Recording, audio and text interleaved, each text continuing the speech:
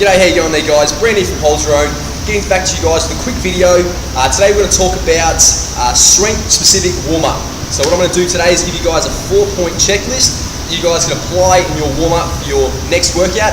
If you guys want to stay injury free and get the best possible workout you can. Alright, so a good warm-up should do a few things. It should increase core body temperature. It helps shuttle blood to your periphery, so to your skeletal tissue. It should also increase the elasticity of tissue. It should also stimulate synovial fluid being the lubricant that resides within joints, so we can imagine how important it is to ensure that has appropriate viscosity before we start to load those structures. It should also increase that level of arousal, so it should help amp us for the coming workout so we can hit that workout with quality intensity. So our 4 points for our warm-up are self-myofascial release, dynamic stretching, pre-activation, and of course our warm-up sets for our opening movements, whatever movement that may be. So as you can imagine, these 4 points are quite specific in application depending on what the workout is. So a workout, let's say a lower body workout, a squat session, the warm-up's going to be vastly different compared to that of a bench press session. But of course these 4 points is your checklist, of course.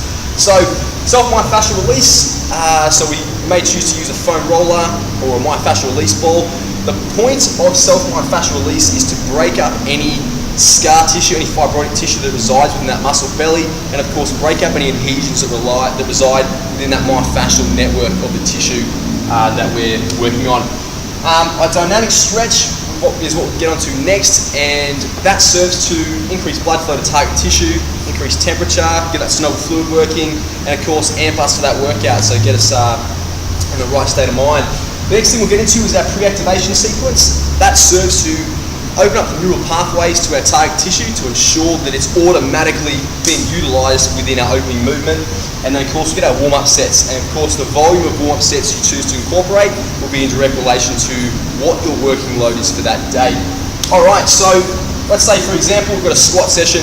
So we get onto our self-myofascial release. For a squat session I get the athlete to roll out their hip flexors and their quad complex. For starters, so ensure we have good length in the hip flexors, ensures we're not reciprocally inhibiting the glute, and then I'll get them to work on thoracic mobility on the foam roller, so more thoracic extension, more tightness through their mid-back, better position for their lumbar in their squat. Then we get into our dynamic stretch. Dynamic stretch for squats would usually consist of leg swings, so opening up our hip flexors, extensors, abductors and adductors. And then of course we get into our pre-activation, which would usually consist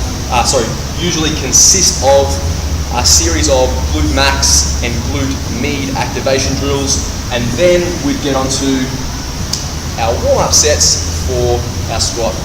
Alright guys, thanks for watching. Hope that helps. Tune in next time. Cheers.